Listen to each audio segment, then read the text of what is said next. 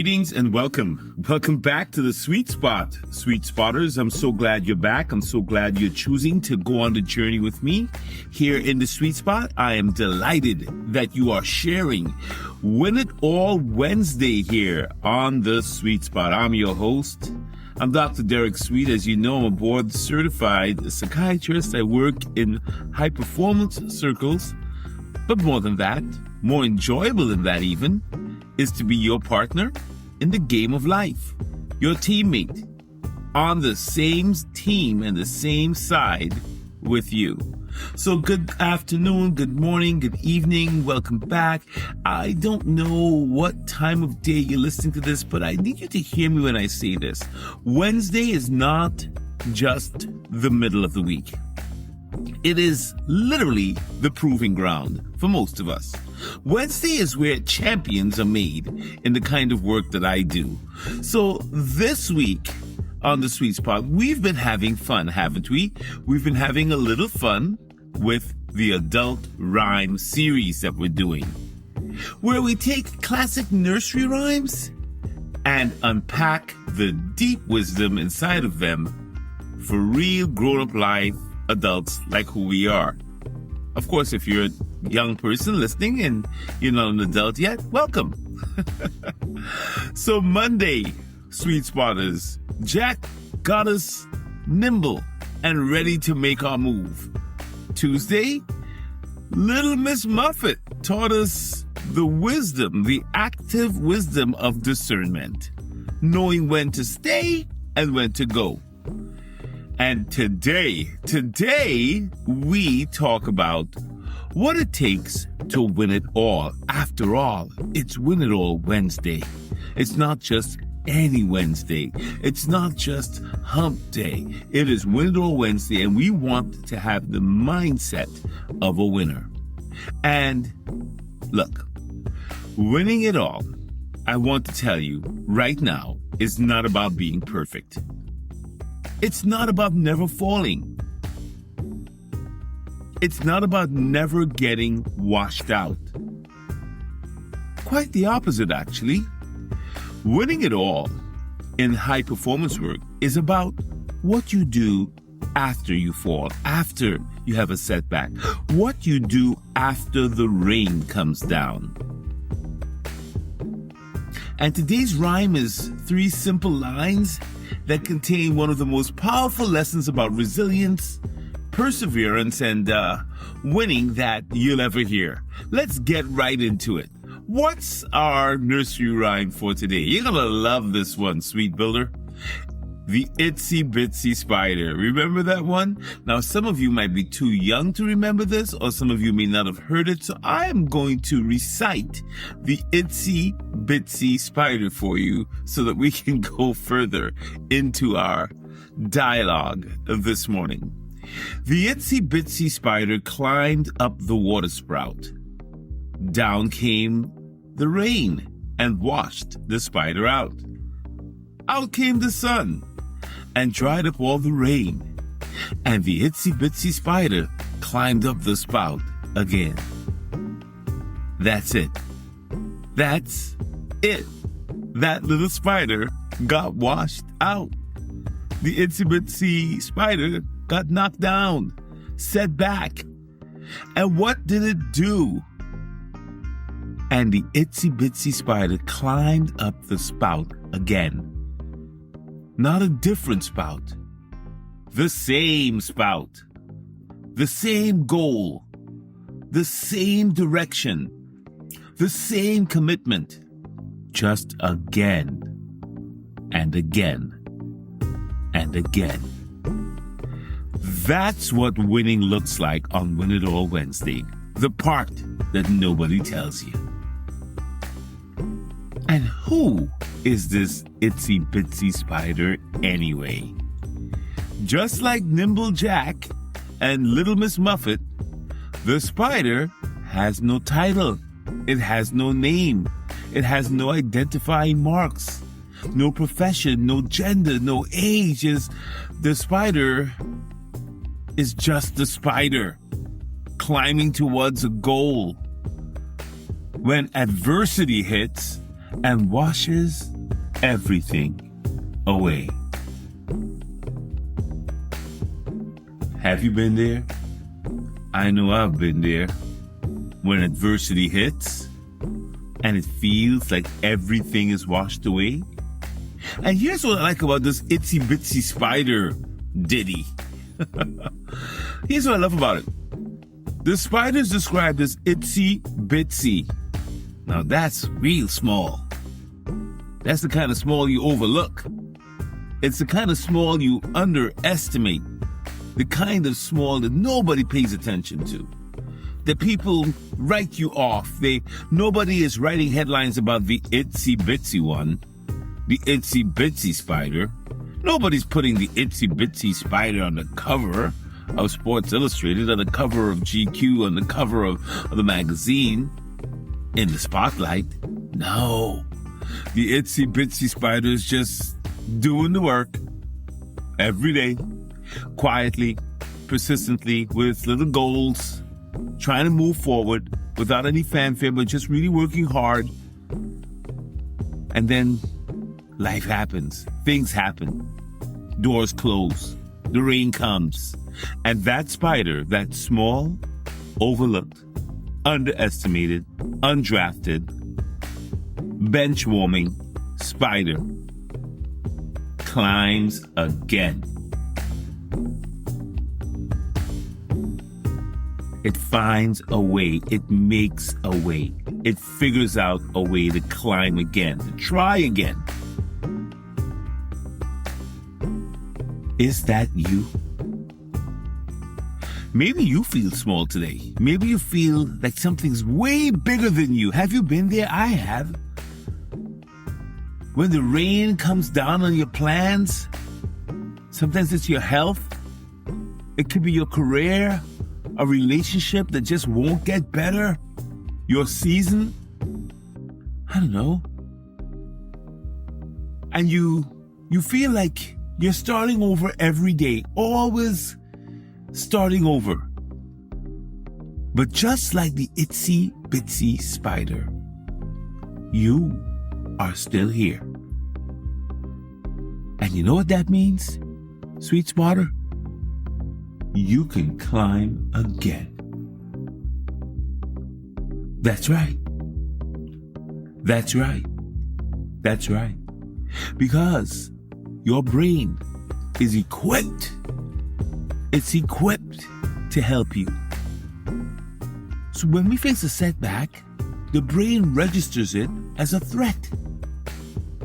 And you know who lights up in the brain when there's a threat? Our good old friend, the amygdala, sitting right there. It fires away, talks to the HPA axis that we talked about weeks ago, and cortisol starts flooding your system.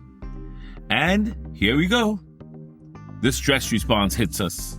And for some of us, this leads to what psychologists call learned helplessness, a state where the brain begins to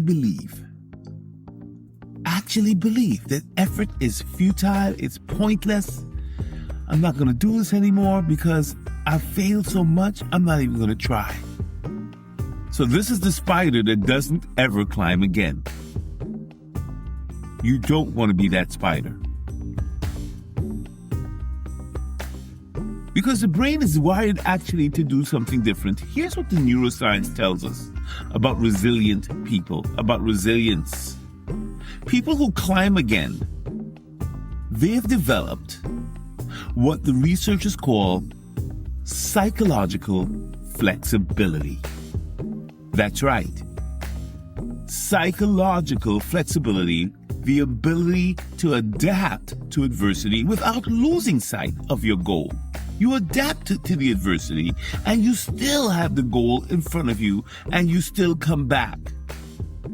And you know what part of the brain governs this? You guessed it. The brain's CEO, the PFC, our good friend, the prefrontal cortex. Working, of course, with its good friend, the ACC. You know, I've told you in the past that the PFC and the ACC, they love to hang out together. So the anterior cingulate cortex which is kind of like your error detector, your safety cop, works in harmony with the prefrontal cortex to reframe any setback you feel or see. That's what you have the capacity to do using these two brain structures. You can reframe setbacks, and that's going to help you climb again. You know what else they can do? They can regulate emotions. You can regulate your emotional response. You can not spaz out completely. You can feel it, but don't let it overwhelm you. So not only can the PFC and the ACC reframe a setback for you, it can regulate your emotional response, and then it can help you recommit. You can make a decision. I'm going to go back up this ladder. I'm going to try again. I'm going to come back out even more committed. So that's three things. Okay, three things. Reframing the setback, regulating your emotional response, and recommitting to the goal. I bet you that's what the Itsy Bitsy Spider did when it sort of faced this disaster as the Itsy Bitsy Spider climbed up the water spout. And then somebody turned it on. Down came the rain and washed the spider out. All your dreams, everything went down the toilet. And out came the sun and dried up all the rain. And you know what the Itsy Bitsy Spider did? Yeah, you know what it did, because I just told you. It reframed the setback. It regulated its emotions. And it recommitted to the goal, and the Itsy Bitsy Spider climbed up the spout again. That's a neuroscience interpretation. Oh, goodness. You gotta love it. You gotta love it. Oh, man. We're fearfully and wonderfully made, good people. We're fearfully and we're wonderfully made. And I'm just giving you the reason that you can climb again, the reason that you're a winner. Real winners here on Win It All Wednesday, they are able to reframe the setback. This is not the end of the world. This is the reality. This is football reality. This is basketball reality. This is hockey reality. This is golf reality. This is tennis reality. I can come back. I can do this. It's not as bad as I think. And you know what? They regulate their emotions. Yeah, I'm disappointed. Yeah, this sucks. But it's not going to overwhelm me. I'm going to use this as fuel to get me to go again. And then the third thing, in addition to reframing the setback, in addition to regulating their emotions, they recommit, like the Itsy Bitsy Spider. They recommit. You recommit to your goal. I'm going to study harder if I fail that exam, and I'm going to come back and I'm going to pass it. I'm going to perfect this shot until I get it down. I'm going to make sure I can catch that ball. I can really execute a tackle. I can understand the plays. That I'll do the workouts that I need to do. That I'll take my medications regularly. I'll take my blood pressure every day until I get better. That's the power of building a resilient brain that will climb the spout again. Those are the neural pathways to resilience. That's the identity of a Win It All Wednesday Itsy Bitsy Spider. Incidentally, this, from a psychiatric perspective, connects to something we call post-traumatic growth. It was traumatic for that spider to fall down the spout. It could have drowned. The Itsy Bitsy Spider could have been devastated and may have been just so crushed. Well, the fact that it was able to work through the issues, it was able to experience this adversity and then emerge strong enough, more capable, more purposeful to try again. That is post-traumatic growth. It's growing after its trauma. That's possible. That's possible. And you know what the Itsy Bitsy Spider knew that the Stoics also knew? You know, I've been quoting Marcus Aurelius in his meditations for quite some time now. Marcus Aurelius wrote, "You have the power over your mind, not outside events.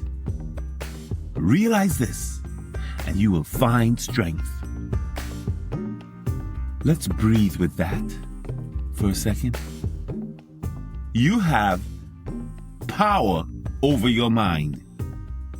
You don't have it over what's happening outside of you. But your mind you have power over. You decide what you think and what you feel. And you control the controllables, which is you, your mind. Realize this and you will have strength. The rain is an outside event. The Itsy Bitsy Spider could not control the rain. You know what the Itsy Bitsy Spider controls? The climb. And that's pure Stoicism. Do you see how everything connects in the world? Did you think we could get here from the Itsy Bitsy Spider right into the Stoics? To Marcus Aurelius? We just did something amazing here. We connected the idea that, wow, you can control the controllables all the way from being an Itsy Bitsy Spider to a Stoic philosopher, warrior. That's pure Stoicism. Focus not on what happens to you, but on how you respond. The Itsy Bitsy Spider shows us on Win It All Wednesday how to respond. Get up and try again. Do not wallow. It never said there the Itsy Bitsy Spider went and felt all sorry for itself. Maybe it did, but it didn't make it into the text. The Itsy Bitsy Spider waited for another opportunity and it came out again. It actually showed some intelligence, right? Because it said the sun came out or whatever, it dried things up, and that's when it came out. It figured it out, and it tried again. Seneca, another Stoic philosopher, said this: "We're more often frightened than hurt." I'm paraphrasing, I don't know the exact quote. We're more often frightened than hurt. And we suffer more in imagination than reality. Think about that quote written thousands of years ago. We are more often frightened than we are actually hurt. Scared more than we're hurt. I've been there. I know what he's talking about. And we suffer more in imagination than reality. How many times have you thought things up that actually never happened? How many times have we been washed out by a setback and told ourselves the story that we can never recover from this? This is going to be the end. This is it. When in reality, the path back up was always there, just waiting for us to take the first step. Another favorite Stoic dude that I like, Epictetus, the one who was born, remember Epictetus, I always talk about him, he was born a slave and then rose to become one of the greatest philosophers of his era, also spoke powerfully in his discourses. Here's what Epictetus said: "How long are you going to wait before you demand the best for yourself?" Well, the Itsy Bitsy Spider would tell him, I didn't wait long. No, the Itsy Bitsy Spider doesn't wait long. The spider assesses, recovers, and climbs again. Period. No emotions, no story, no meaning. That is the Stoic resilience in its purest form. Climb again. Just climb again. Patient endurance is a victory. Enduring patience is the highest form of austerity. It's the highest kind of power you could have on a Win It All Wednesday, to be patient and to come back up and to climb again. That's another Buddhist kind of Dhammapada level understanding that you have to have enduring patience. When you take the Stoic insights and what you get from the Buddhist thinking about enduring and endurance and patience, these two ancient texts actually tell the Itsy Bitsy Spider's story perfectly. Endure and your victory will follow. Climb again and you are a winner. Absolutely. Absolutely. This is how you do it. This is how you do it. And I'll end on the ancient wisdom. Because the ancient wisdom never fails us. In Psalm 34, the ancient wisdom says, the righteous person may have many troubles, but the Lord delivers that person from them all. Not some of them. It says all of them. The rain comes, but if you notice in the Itsy Bitsy Spider's story, so does the sun. Yeah, the Itsy Bitsy Spider did get washed out, but the sun came out. And you know what? It allowed the Itsy Bitsy Spider to climb again. And the sun is the Lord drying up every single storm that tried to wash you out. So, sweet spotter, we know from the ancient wisdom that, look, suffering and hardships and being washed out produces perseverance and character and then hope. So the rain produces a kind of perseverance in the Itsy Bitsy Spider, who I'm sure didn't read Romans 5 verses 3 and 4, but was acting it out by being persistent and perseverant and climbing again.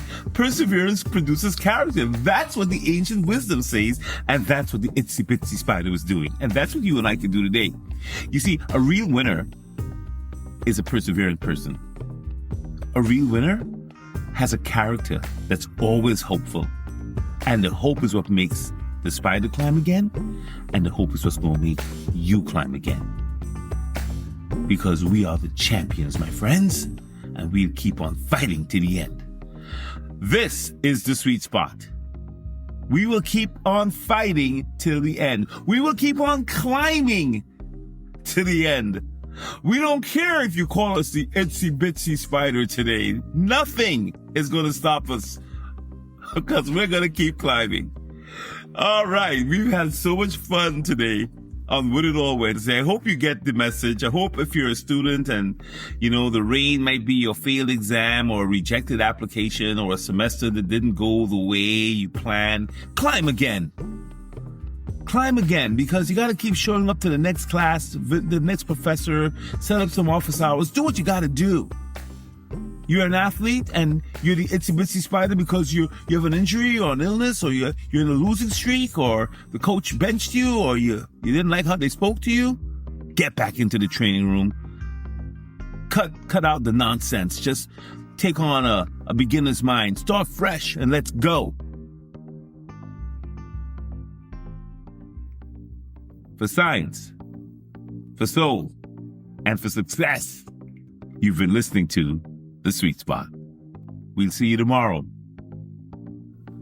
Trust yourself. Thursday is waiting on you. Oh, don't forget to share and don't forget to subscribe. This is Dr. Sweet.